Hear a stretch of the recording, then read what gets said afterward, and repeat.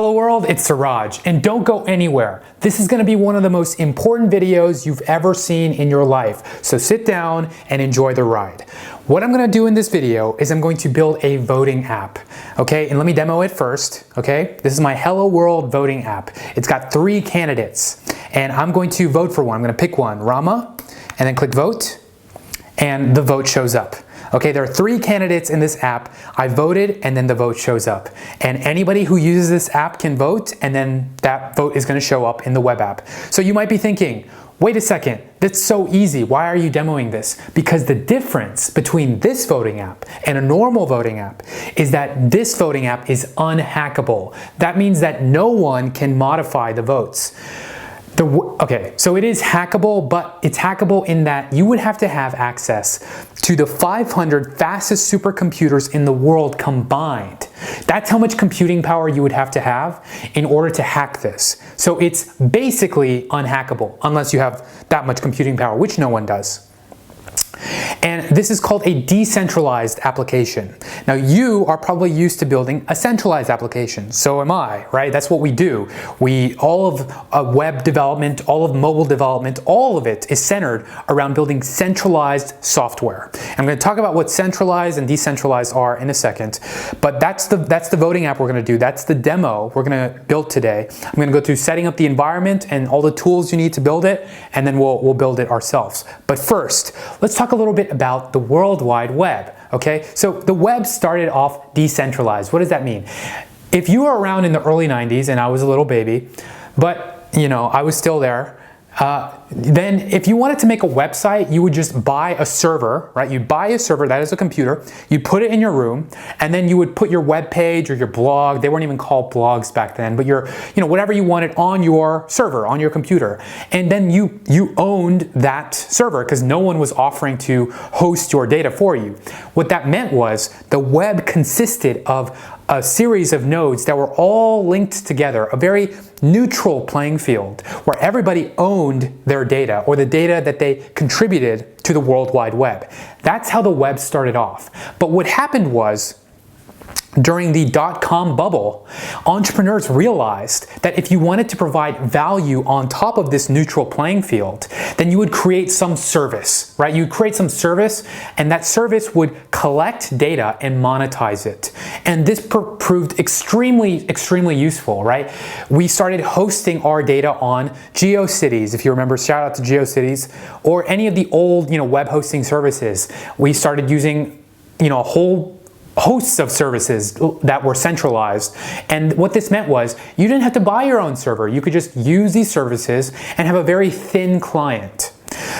But what's happened is these services have become so massive that the web is now it's basically a handful of huge nodes. It's become centralized around a handful of huge nodes. And these nodes are Amazon, Google, Facebook, Snapchat, Instagram. All data is routed through all data requests, all queries, data is routed through these central nodes. And this is bad, really bad. And here's why.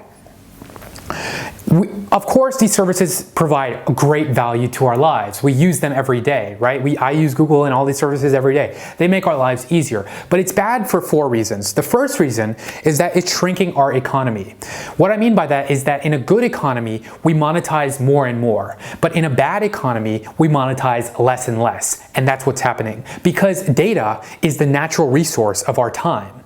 And because data is so centralized, that means the ownership of data is so centralized.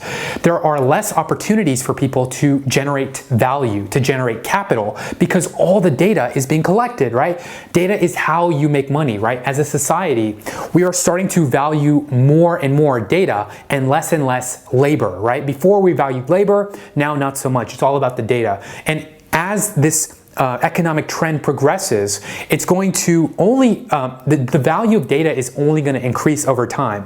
And because that data is so siloed right now, it's hard for normal people to make money off of it. You would have to be a part of one of these big corporations to do so. And that's not the future that we want, right?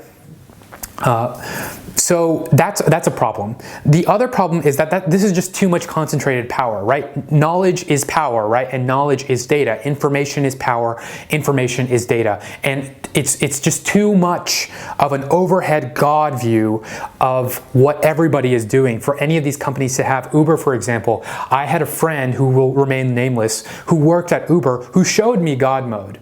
And if you don't know, God mode is what they are able to view all Uber rides that are happening obviously at the same time. So they can basically predict, you know, who's having a one-night stand or who is, you know, anything really, personal details they can glean from this. And that's just one of many examples. And that is just too much power for any one entity to have. And that's just not good, because it doesn't matter what our intentions were, this is a problem. And we have no say in how our data is used, right? Once we exchange our data, control of our data, for access to a free service. And what this means is they can do anything with our data. They can sell it to advertisers. They can use it to manipulate us. They can learn our personal details. They can sell it to the US government or any government really. And we just have no say in how this goes.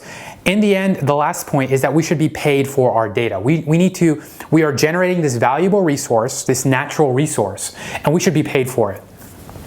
So a great book on this is called Who Owns the Future by Jerome Lanier. The dude looks, you know, really wild. He's got these long dreadlocks and he, you know, big dude in Berkeley, and he plays all these instruments. He's a really cool guy. But I mean, no one can talk about this in the way that Jerome Lanier can. He's one of the pioneers of the internet. He now works at Microsoft Research as a virtual reality researcher. And yeah, so that's a great book. And also, I mean, I wrote the book on decentralized applications. I don't really talk about it that much because the code is deprecated at this point, but yeah, if you want to see a great book on decentralized applications, then check out my book. It's an O'Reilly book as well. But the code is deprecated, but the ideas remain. I just don't have time to maintain that code. I'm making videos like a madman.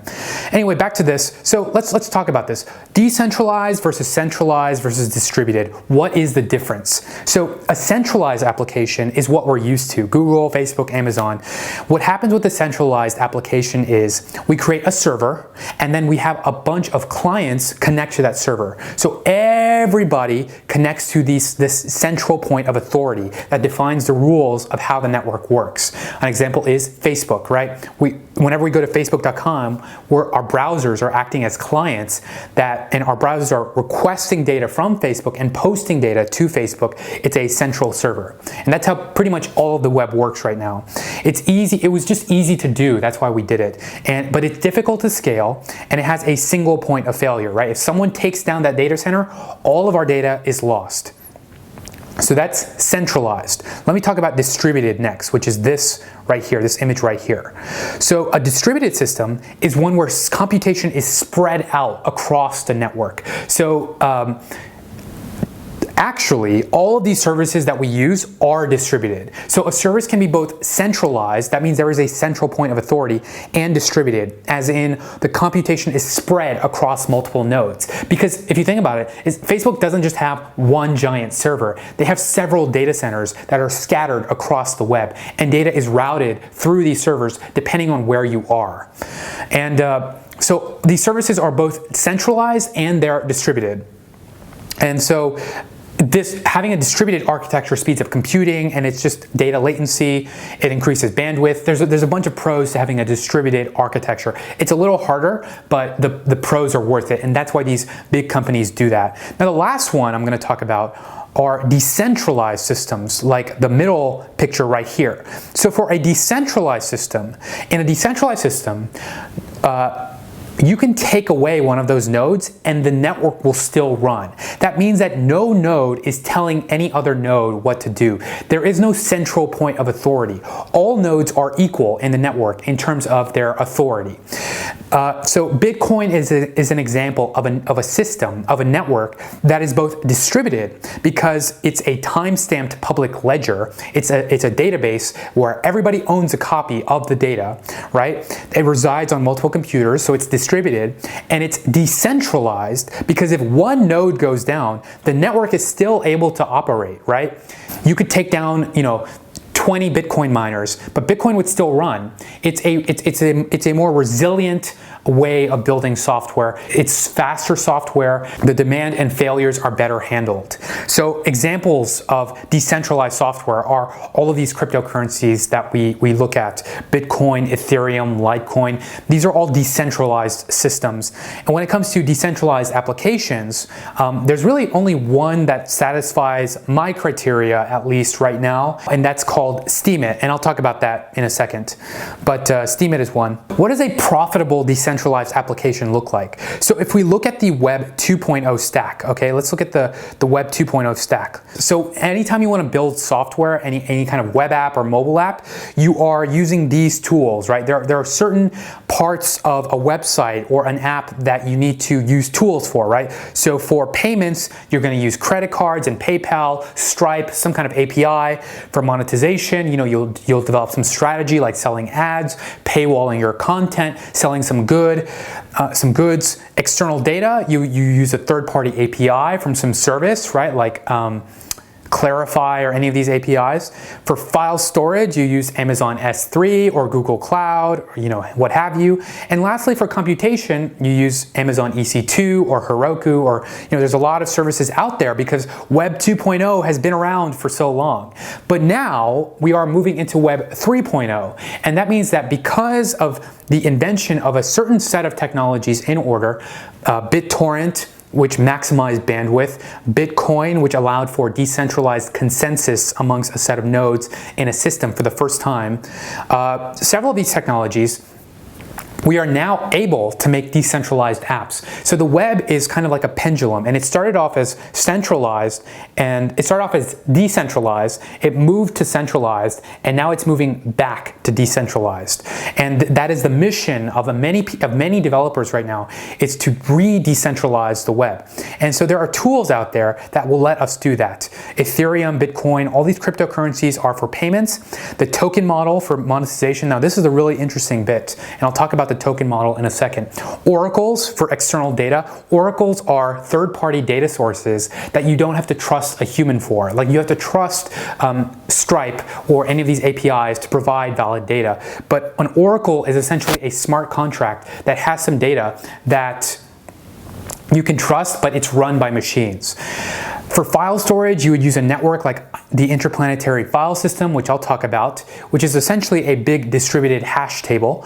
And lastly, for computation, you would use Ethereum, for example, which is a decentralized virtual machine. It's kind of like a decentralized Heroku that you could push code to, but it doesn't live on one central server. It's decentralized.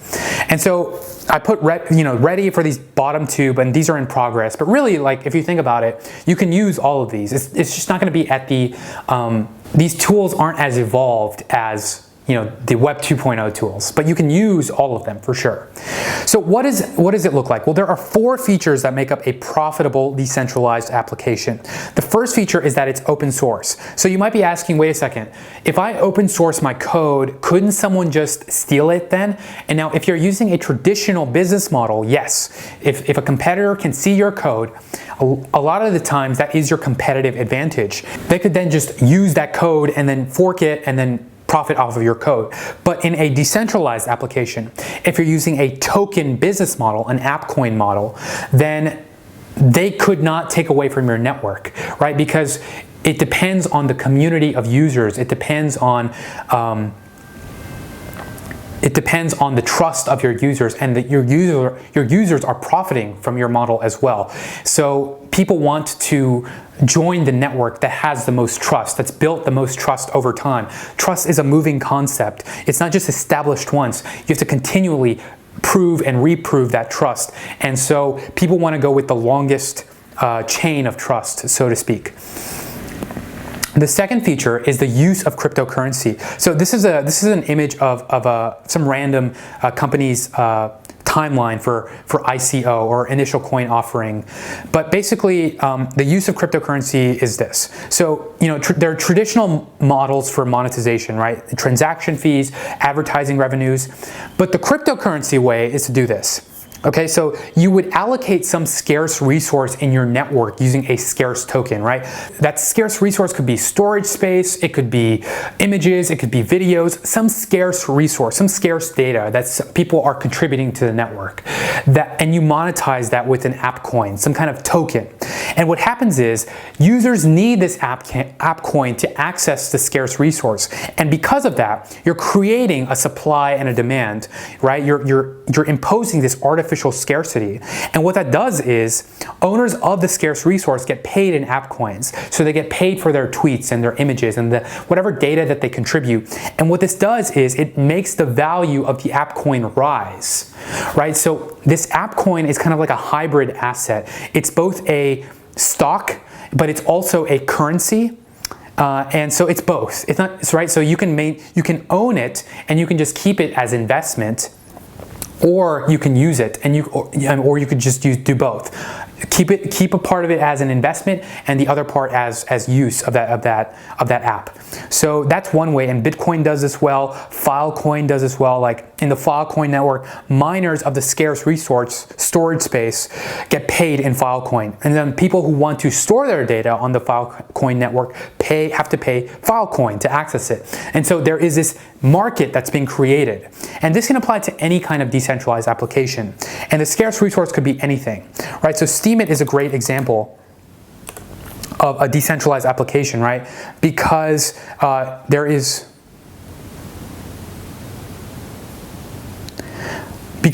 a digital point system and people are getting paid for their scarce resource, which are their posts. As you can see here, the most valuable posts are the most paid posts. And it's open source. It uses cryptocurrency under the hood, but it's got a dollar wrapper here. But anyone can pay in cryptocurrency. So Steemit is a great example of a working decentralized application. The third feature is decentralized consensus. So what I mean by that is the ability for a network to all agree upon everything that's happening in the app. And only until very recently, this was not possible. Bitcoin proved that we could reach decentralized consensus using the proof of work algorithm. 51% of the nodes in the Bitcoin network have to approve a transaction before it's made valid and added to the chain of blocks, the blockchain. And as they vote on the validity of a transaction, they also have to offer a proof of their computational work. And so what this means is you have to have more computing power than 51% of the Bitcoin network in order to fake a transaction. And that's where the 500 fastest supercomputers phrase I talked about comes from. And so that was one very popular way of reaching decentralized consensus.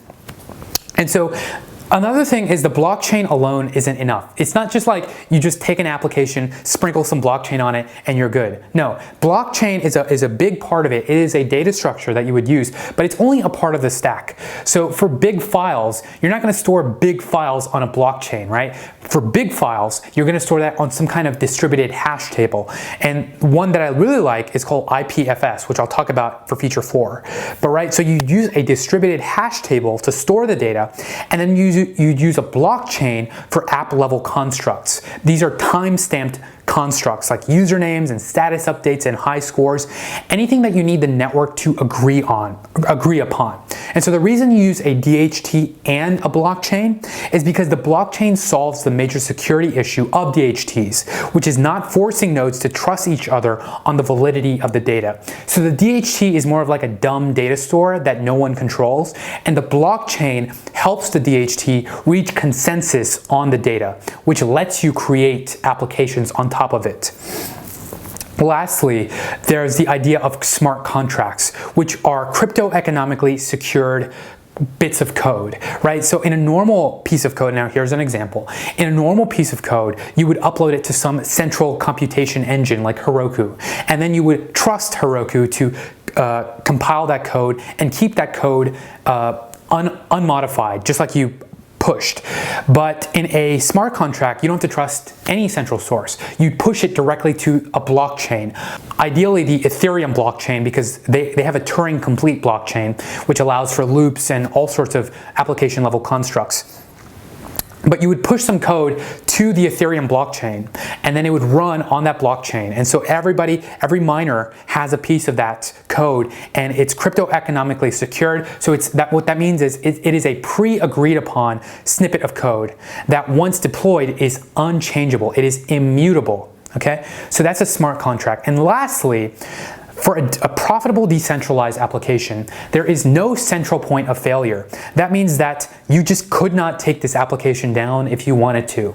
So all these big countries that try to block access, like China, to applications like Facebook, they could not do that for a decentralized application. Why? Well, one way is, again, to use IPFS as your data store. So IPFS, and Juan, the creator of this, was my roommate when he was writing the paper, and there's a lot. I could do an entire video series on IPFS. There's a lot here, but basically, it is meant to be a replacement for HTTP, which is the normal way in which we access websites on the internet right now. So for IPFS, there are certain technologies, and you can see them here, that make up its stack. But the idea for IPFS is that instead of IP addressing our web, instead of IP addressing our content, meaning we location address where some data is, let's content address it and access it that way. So instead of going to a website by using its IP address, we would use its content address, kind of like Git, right? Like Git has these hashes that represent data. So IPFS is essentially like a giant Git tree, a Merkle DAG, as they call it in IPFS, where all data is linked together. And there's resiliency happening in the network as well. Bits and shards of data are replicated across multiple nodes. So you couldn't just take down some content address because there are multiple copies of it. They're constantly being replicated inside of the network. So you could take down a website by just DDoSing it, right? But you could not DDoS an IPFS node because the data is replicated. It's not location addressed, it's content addressed. And there's a lot of reasons for creating IPFS that I could go into, but basically it helps us create a permanent web where links never die. So it's a more resilient web than HTTP. Okay, so, and it's decentralized. So in general, these technologies are all a way for us to build more autonomous software. That is software that is independent of its creators. It's almost like we're, with AI and with blockchain and all of these very interesting new technologies, we are creating ways of removing the human from the loop, because with humans there is always some kind of trust involved, right? Whether it's a taxi and having to trust a taxi driver to give you a fair price, or using some kind of meter, right? So you offload that trust onto the machine, and so you don't have to trust a human, and it just makes the whole process, the whole system better. So with artificial intelligence and with blockchain, it's our way of making more autonomous software. It's almost like entities that live and exist independently on the internet. And this is very exciting. So I have this image right here. So just look at the one on the box on the left. Let me just talk about that. So the old way of creating organizations, companies, was to have humans at the edges and humans at the center, just humans. And those are boring old organizations. The next step is to have automation at the edges and humans at the center. So the assembly line is a great example. Robots are doing all the grunt work, but humans are overhead watching it. Now where we're heading towards are distributed autonomous organizations, which is what ADAP is. It's another word for it. And that means automation is at the center, the trust is in the blockchain, it's in these distributed, decentralized technologies, and humans are at the edges. So the community kind of supports this autonomous network. So like a decentralized Uber, the drivers would be at the edges of the network, but they would have more of a say in how the network operates than in a model like Uber, which is centralized. And lastly, you would have automation at the edges and automation at the center, and that is just the holy grail, right? Just pure AI. So in the end, these technologies are all really related.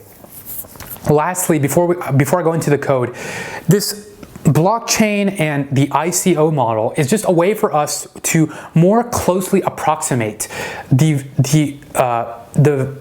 value generation and capital generation, right? That's what we're trying to do, because a lot of times capital generation and value generation are just not aligned. What I mean is people do things that are not providing a lot of value, but they get paid a lot of money, like football players or Kim Kardashian, or right, all these people who are making millions of dollars, but they're not really providing real value to society. Whereas these social impact causes that are fighting climate change and trying to solve cancer, they have to raise money. They're considered nonprofits. But with the blockchain model, we can more closely approximate this. So we can give these people more money. They can earn as much money as they deserve. And so it's a really exciting time if you want to monetize more social impact causes like volunteering or scientific research. Like the people who are working on Ethereum are extremely wealthy, and some of the original scientists that worked on it, independent scientists who were doing research that was worthy of Turing Awards. They were incentivized with the Ether coin, which just skyrocketed in value, right? So it's a way to more closely, give value or capital to the people generating real value for the world. Let's get into our voting app. So the first step is for us to set up our environment. So what we're going to do is we're going to just use Ethereum. And I know I talked about IPFS. That's for maybe a later tutorial. Right now, just a very, very simple application. We don't really need a distributed hash table for this because it's so simple. It's essentially just a smart contract that we deploy to a blockchain, and then we have a thin client that can access that smart contract on the blockchain, which is just HTML and JavaScript. So this is what it looks like, right? So we have the Ethereum blockchain, which is a blockchain like Bitcoin, except it's Turing complete. So that means there is a scripting language associated with this that we can deploy to not just transactions, but code. We can have code run on the blockchain, and then we could access that code just like we would a server. And so this is called the Ethereum virtual machine. And then we have some thin client, which is called Web3.js, which we're going to access this from, and we can do all of this from a web browser. So that's what it's going to look like. So let's go ahead and set up our environment. Okay, so the first step is for us to download the Ethereum test RPC. This is an in-memory blockchain, and it's great for testing out blockchain without having to download the actual blockchain. Okay, so we're going to go ahead and install that by running npm install Ethereum.js test RPC and Web3. And now remember, Web3 is our thin client that lets us access the blockchain. But basically, test RPC is going to let us create 10 test accounts that we can play with automatically. And these accounts are going to come preloaded with 100 ethers. These are fake ethers. You also call them gas in Ethereum. Like, this is how the network runs. Like, you make transactions, and these transactions are how you deploy contracts to the blockchain, right? And so because it's happening on a test network, we don't have to pay anything at all, right? It's all free. But this is on the test network. So it's going to take a while. It's going to, download all this stuff. And when it's done, we're going to go to step 2, which is creating a voting smart contract. Okay, now it's done. All right, so that was our first step. And so now we're going to create our voting smart contract. We're going to use Ethereum's language, which is called Solidity, for programming our smart contract. We're going to deploy that contract to the Ethereum blockchain. And it's going to consist of 2 functions. One is going to return the total votes a candidate has received, and the other to increment the vote count for a candidate. And these deployed contracts are immutable. If we have any changes we want to make, we would just deploy a new contract. Unlike in a regular web app where you could just modify the existing code, you can't do that. These are immutable pieces of code. So we would just upload a new contract if we wanted to make any changes. And then we could link them back to each other a la Git if we wanted to. But to do this, we're going to first install the Solidity compiler, which is also an npm a node package. So we can run npm install solc, the Solidity compiler. And when we're done with that, we'll go ahead and code this thing, right? So let's write some Solidity here, shall we? So we're going to start out by saying, we're going to start out by specifying the version of the compiler that we want to use, 0.41. Now we're going to create our contract. So we could think of this as kind of like a class in whatever your favorite object-oriented language is. Okay, so this is our voting contract. Our first bit is to create a mapping field, which is the equivalent of creating an associative array or hash. And what this is going to do is we're going to say uint 8, and this is a public, this is the number of votes we've received. It's a key of the mapping. The key of the mapping is the candidate name, and is stored as the type bytes 32, and the value is the unsigned integer to store the vote count. Okay, so that is our number of votes received that we're going to store here. Now, solidity doesn't let us pass in an array of strings in the constructor yet, so we're going to use an array of bytes 32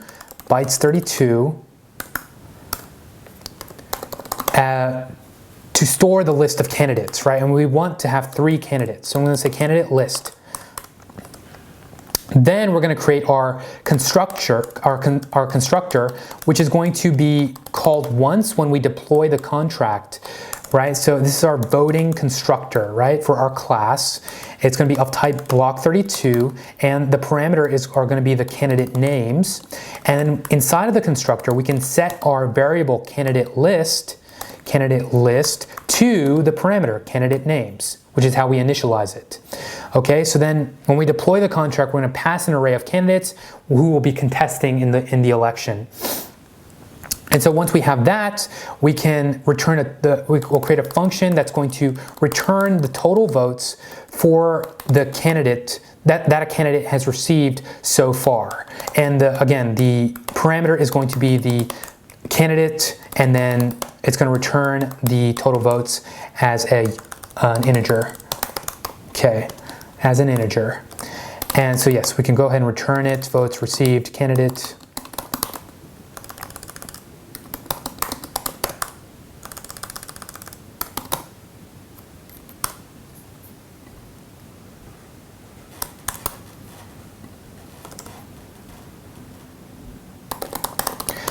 Now we're gonna create. So now we have 2 more functions. So the next function is going to be to vote for the candidate, right? So this is the function that increments the vote count for the specified candidate, and it's equivalent to casting a vote. So for voting for a candidate, that's going to be bytes 32. For a given candidate, we want to say if it's a valid candidate. So if the candidate is valid, and we'll write that function last. So if this candidate is valid,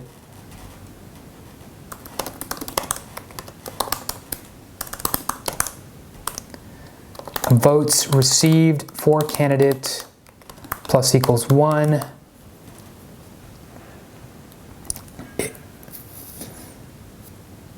So if it is a valid candidate, then and only then do we increment the vote count. If not, then we don't. So this last function is going to help us decide if a candidate is valid or not.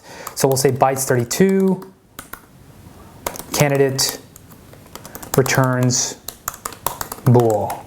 Okay, so we're going to say, okay, we're going to create a loop, and now here is the Turing completeness coming out, right? Because we can do loops. We couldn't do loops in Bitcoin scripting language. Now, Satoshi did this for security reasons, but overall we need this if we're going to be able to build robust, capable applications on top of it. So we're going to say, go through the list of candidates, and if the given candidate is inside of the list of candidates, then and only then do we know that it is in fact a valid candidate, because we pass in a candidate name from our thin web client.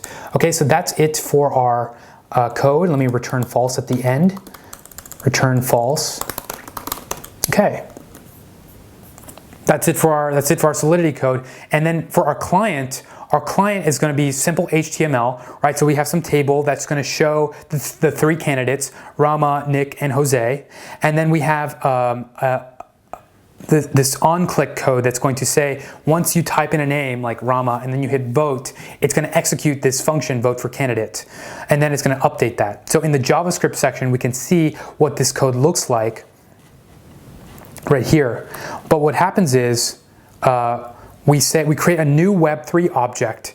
We then retrieve that contract that we've deployed to the blockchain, and then we vote for the candidate, or we retrieve the content that we deployed to the blockchain, and then we use that. We then update we then send the vote from the string vote that we did in the web app to the blockchain to update the candidate, and then we can retrieve it from the blockchain and then display it in the HTML web app. So then we can say, okay, so after writing our smart contract, we're going to use Web3.js to deploy our app and interact with it. So our first step, let me make this bigger, is to open up the node console, and then we're going to say, okay, so Web3, we're going to initialize our Web3 object, require Web3, oh shit, okay, hold on, Web3 equals require Web3, okay, and so that, okay, so we did that, and so now we're going to say Web3 equals new Web3, and we'll create an instance, a localhost instance for this to let us access the Ethereum blockchain, the test chain, from HTTP. So it's kind of like an interface between HTTP and the Ethereum test RPC chain. Close. Okay, we did that.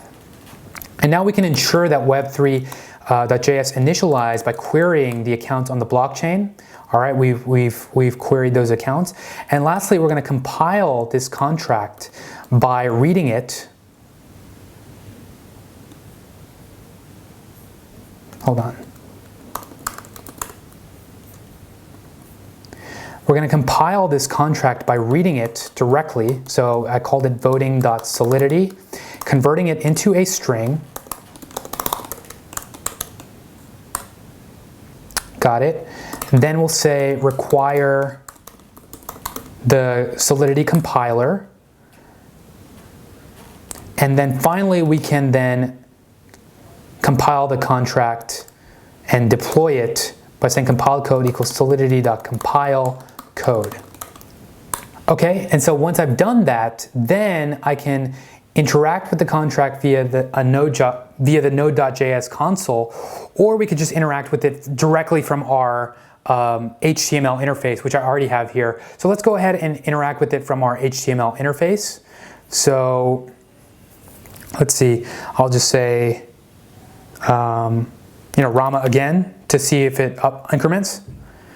And it increments. Okay, so that is my simple voting app demo. All the code for this is in the description. Check it out on GitHub. If you have any comments, please feel free to comment. I love seeing comments for my videos, and I hope you found this useful.